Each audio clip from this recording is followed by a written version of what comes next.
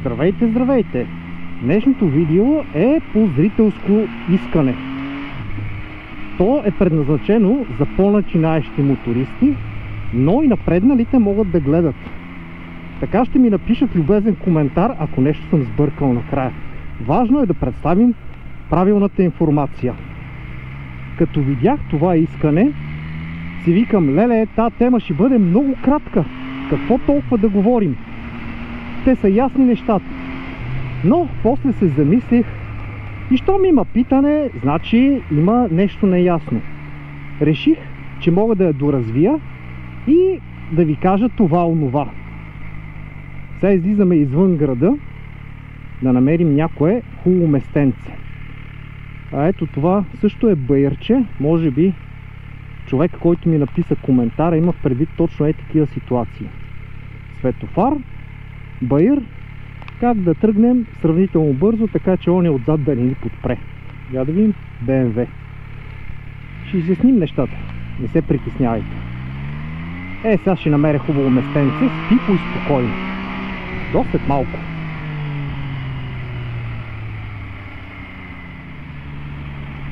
Тук някъде ще има хубаво местенце, сигурен съм. Достатъчно е стръмно, за да си проведем. Ето, тук, на тази отбивка. Тъкмо ще има и място да обръщам.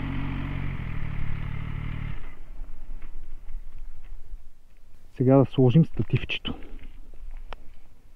Трябва да го разположа достатъчно добре, така че да се вижда всичко. Спирачката, съединителя, гъста.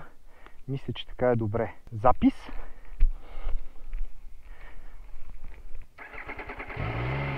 И да почваме.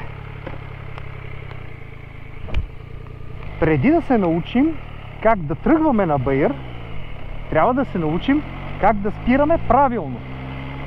Наближава място за спиране, спирачка, първа, съединител, левия крак долу, десния крак на задната спирачка. Така мотора няма да тръгне назад. Лявата ръка държи съединителя. На първа скорост съм. Следя си огледалата. Ако има някаква опасност, мога веднага да се изстрелям. Докато много хора, приближавайки място за спиране, освобождават предавката, краката на земята, блеят. Сега държа предната спирачка, защото ако я пусна, тръгвам назад. Нали е баир? Целта е, какво да правим на баир? Не трябва да пускаме спирачките. Затова задната спирачка. Крака на задната спирачка. Ръката на съединителя на първа скорост. И гледам какво се случва. Не блея някъде в небесата. Така. Тръгването. Тръгването вече е ясно, мисля. Щом държим задната спирачка, щом сме на скорост, трябва леко да освободим съединителя. Ето. Зацепва. Оборотите падат. В този момент вече мога да освободя спирачката и тръгвам. Защото двигателя вече върти колелото. Ето пак. Отпускам. Чувате оборотите. Отпускам. И мотора тръгва. Това е правилният начин. Това е най-лесният начин. Обаче понякога обстоятелствата изискват някои други решения. Например, има локва или голяма дупка. Не може да свалите левия крак. То ми е навик. То ми е навик да го сваля. Още веднъж. Трудно човек може да пребори навиците си. И затова е много важно да придобие правилни навици. Може би трябва да сложа някакъв клон, за да ми напомни, че не трябва да стъпвам с левия крак.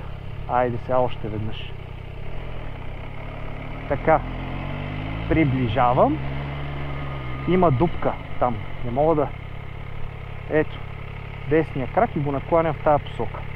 Обаче сега трябва да си държа предната спирачка, за да не тръгне назад. Тъй като няма как да стъпя с този крак и да прехвърля спирачното усилие на задната спирачка, трябва да тръгна някакси, управлявайки двете контроли. Това е малко по-трудно. Навивам гъщицата лекичко, отпускам съединителчето, ето, зацепва. и леко отпускам предната спирачка. Това също е вариант, макар и малко по-труден. Опа, чакайте, че се наврях в тия пепеляк. Сега, ако трябва все пак да включим неутрално, примерно, спрели сме на светофара, ама той е много дълъг. Първоначално си оставаме на първа, докато вече някоя кола не застане зад нас и сме спокойни, че няма да ни отнесат. Чак когато няма опасност, може да прехвърлим, да я включим на неутрална, ето, готово, и след това пак да прехвърлим на задната спирачка. При това нещо мотора лекичко ще се отпусне назад. И тук вече, ако искаме, мога да си бъркаме в носа. Което пак не е правилно. Все пак трябва да следиме и да внимаваме какво се случва. Познаваме секциите на светофара, спират пешеходците да пресичат, светка червено, ясно е. Следващите на ход сме ние. Няма нужда да чакаме да светне жълто и зелено, за да се сетим, че трябва да включим скорост.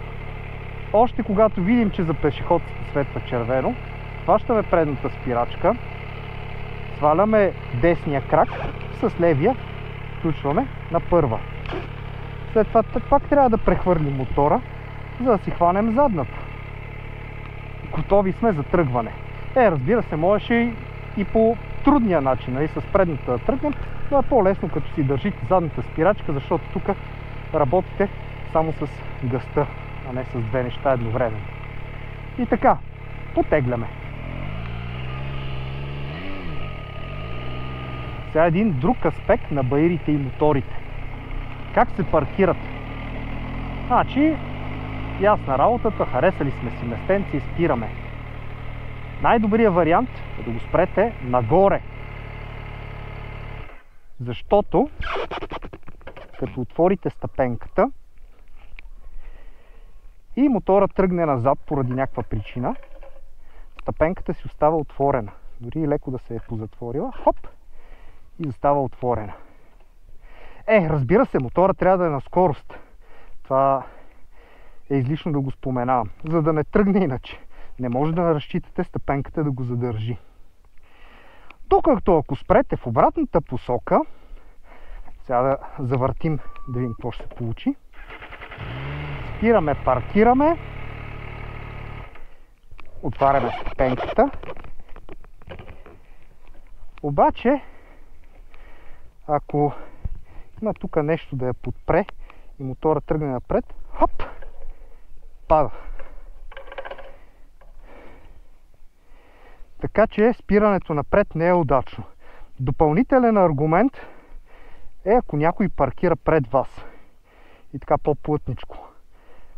По-голямата част от моторите нямат задна предавка и ще трябва да го изтеглите назад.